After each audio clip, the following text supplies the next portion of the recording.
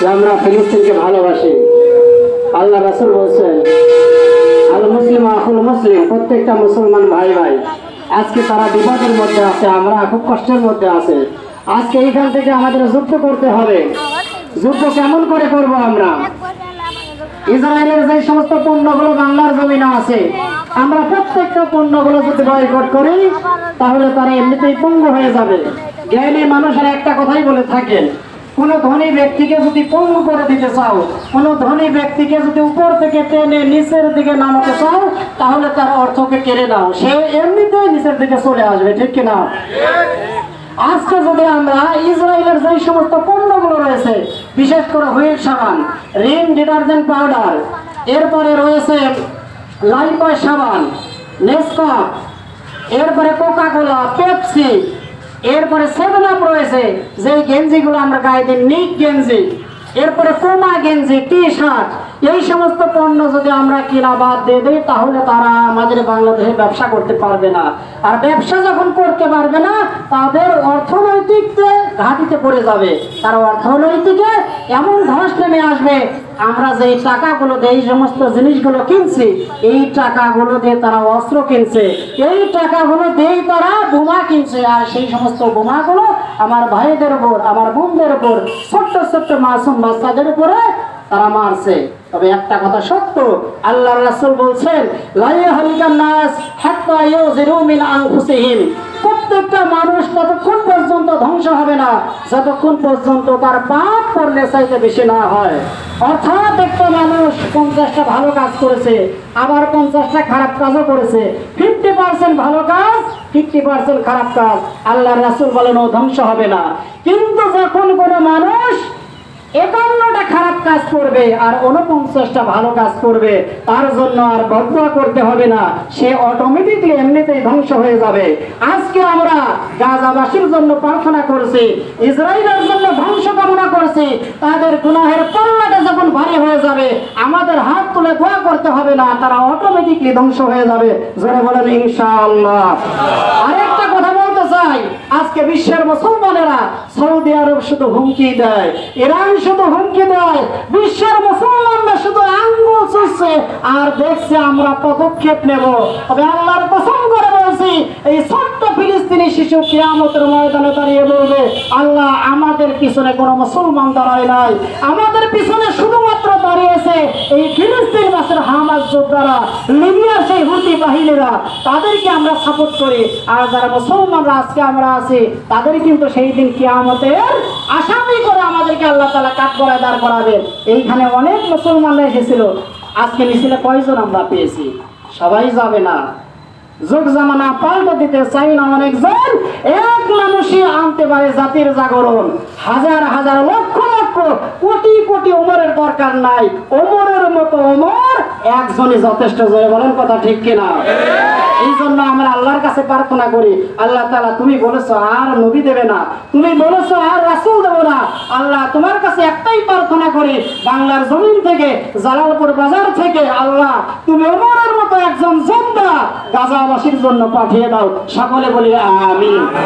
আসসালামু আলাইকুম ওয়া রাহমাতুল্লাহি ওয়া বারাকাতুহু। সম্মানিত তাওহীদ জনতা, আমি একটা কথাই আপনাদেরকে জানাইতে চাই বা বলতে চাই, বাংলার জমিন নয়, পৃথিবীর এক কোণে যদি একটা হিন্দুর গায়ে আঘাত পড়ে ভারতের মাথা জ্বলে, এবং পৃথিবীর এক কোণে যদি কোনো ইহুদের একটা গায়ে আঁচড় পড়ে ইসরায়েলের মাথা গরম হয়ে যায়, একটা খ্রিস্টানের গায়ে যদি আঘাত পড়ে আমেরিকার মাথা জ্বলে, অথচ বিশ্বের আনাচে কানাচে আমাদের মুসলিম ভাইদেরকে নির্বিষিত ভাবে হত্যা চালিয়ে যাচ্ছে, দুনিয়ার কারোর মাথা ব্যথা হয় না। কথা বলেন ঠিক কিনা? আমরা ব্যক্ত কণ্ঠে বলে দিতে চাই, বাংলার জমিন থেকে যেই জমিনের অসংখ্য নবী রাসূলের আগমন হয়েছিল, যেই মাটিতে আমার আপনার নবী বিশ্ব নবী সাল্লাল্লাহু আলাইহি ওয়াসাল্লাম যেই জায়গায় সিদ্ধা করেছিল, সেই জায়গায় যেইভাবে তারা মানুষকে হত্যা করতেছে, ইনশাআল্লাহুল আজিজ এই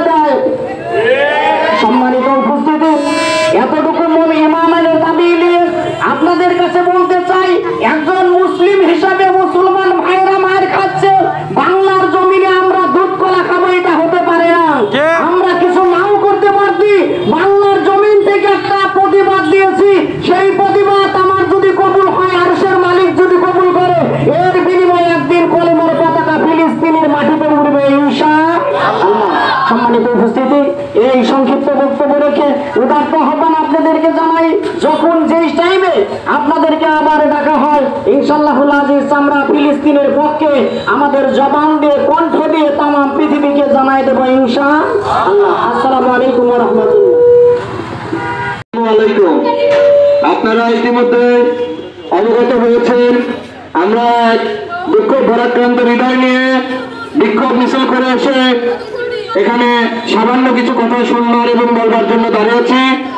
আমাদের বিশ্বের মধ্যে একটি প্রসিদ্ধ জায়গা ফিলিস্তিন এবং গাজাবাসীরা মহাবিপদে আছে, যেখানে বাংলাদেশের সহ সারা বিশ্বের মুসলিম এক হয়ে তাদেরকে আমরা এই বিপদের মুহূর্তে যতটুকু পারি পাশে দাঁড়াতে চাই। তারই ধারাবাহিকতার লক্ষ্যে আমরা আজকে এই জালালপুর অঞ্চলে বাদজুম্মা মুসলিম ভাইদেরকে সাথে নিয়ে ফিলিস্তিনের পক্ষে যেই কয়েকটা কদম আমরা ফেলেছি, আমরা আশাবাদী এই কদমের প্রত্যেকটা কদমের যে সওয়াব আল্লাহ তাআলা যেন এটি একটি বিশেষ মর্যাদা হিসেবে ফিলিস্তিনে পৌঁছে দেয়। আসলে আমাদের যদি সামর্থ্য থাকতো এই সময়ে ফিলিস্তিনে গিয়ে আমরা আমাদের বুকের তাজা রক্ত ঢেলে দিতাম, হয়তো সেই সামর্থ্য না থাকার কারণে এই দূর থেকেই আমরা আমাদের প্রতিবাদী কণ্ঠ দিয়ে ফিলিস্তিনের পাশে দাঁড়াতে চাই, যেখানে আমাদের হাজারো মুসলিম মুসলিম মা বোনেরা এবং সবচেয়ে কষ্টের বিষয় আসলে বুকে রক্তক্ষরণ হচ্ছে সেই নাবালক শিশু যাদের কিনা এখনো কোনো বোধগম্য হয় নাই, তাদেরকে নির্বিচারে পাখির ন্যায় গুলি করে হত্যা করা হচ্ছে। আমরা এখানে অসংখ্য লোক রোজাদার রয়েছি, কিন্তু আমার ফিলিস্তিনের ভাই বোনেরা যারা ইফতার করছে, ইফতারের কোনো জোগান নাই, সেহরি করছে, সেহরির কোনো জোগান নাই, তারা মুমূর্ষ অবস্থায় দিন যাপন করছে। একটাবার চিন্তা করে দেখেন তাদের জায়গায় যদি আমরা থাকতাম আমাদের কি অবস্থা হতো। এই দুঃখ ভারাক্রান্ত হৃদয় নিয়ে একটি মেসেজ আমি যুব সমাজের কাছে বলতে চাই।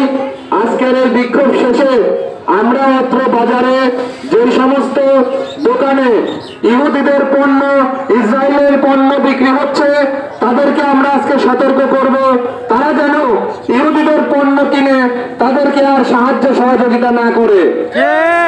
আমি চাই আপনারা সবাই এই বিক্ষোভ শেষে বাজারের প্রত্যেকটি ব্যবসায়ীর কাছে এই মেসেজ পৌঁছে দিবেন। ইনশাল্লাহ আগামী দিনে যেন তারা ইহুদিদের পণ্য কিনে ইহুদিদের হাতকে শক্তিশালী না করে। আমি আমার সংক্ষিপ্ত বক্তব্য এখানেই শেষ করছি এবং আমার গাজা এবং ফিলিস্তিনে উপস্থিত সকল মুসলিম ভাই বোনদের সহমর্মিতা এবং তাদের সমবেদনা জানিয়ে এবং উপস্থিত সবার সুস্বাস্থ্য এবং দীর্ঘায়ু কামনা করে আমার সংক্ষিপ্ত বক্তব্য এখানেই শেষ করছি। আসসালামু আলাইকুম। আজকে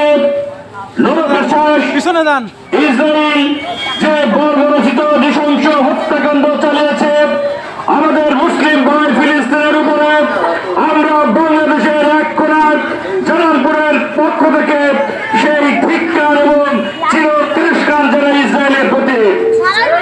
আজকে আমরা এখানে যে সমবেত হয়েছি, আমরা ইরানের শক্তিতে বলিয়ান হয়ে আমরা দীপ্ত কণ্ঠে বলতে চাই, ইসরায়েল তুমি বাংলা জমিনের এই মুসলমানদেরকে দেখে যাও আজকে তোকে কিভাবে ধিক্কার জানাচ্ছে তারা। আজকে সারা বিশ্বের মানুষ ইসরায়েলের প্রতি ধিক্কার জানাচ্ছে। আমরা চাই এই ইসরায়েল আল্লাহ রাব্বুল আলামিনের শ্রেষ্ঠ মাখলুকাত, এই মানব হত্যায় যারা আজকে হোলি খেলা শুরু করেছে, সেই ইসরায়েলের একদিন আল্লাহ রাব্বুল আলামিনের কাছে আমরা ফরিয়াদ জানিয়ে বলি, হে আল্লাহ, হে আরশের মালিক, তুমি এই ইসরায়েলকে পৃথিবীর মানচিত্র থেকে চিরতরে মুছে দাও। আল্লাহ রাব্বুল আলামিন পবিত্র কোরআনের মধ্যে বলেন, সূরা নিসার ৭৫ নম্বর আয়াতে বলেন, হে তারা বলেন যে তোমাদের কি হলো, আজকে তোমরা ওই সমস্ত অসহায় নরনারীদের জন্য যুদ্ধ করছো না, অথচ তারা আল্লাহর দরবারে দোয়া করছে, হে আমার রব, হে আমার প্রতিপালক, তুমি তোমার পক্ষ থেকে আমাদের নিকট একটা অভিভাবক পাঠিয়ে দাও। হে আমার রব, তুমি আমাদের জন্য একজন সাহায্যকারী পাঠিয়ে দাও, আমাদেরকে সেখান থেকে নাজাত প্রদান করবে। আজকে আমরা কোরআনের সুরে আমরা আল্লাহর কাছে ফরিয়াদ জানিয়ে বলতে চাই, হে আমাদের মালিক, হে আমাদের প্রতিপালক,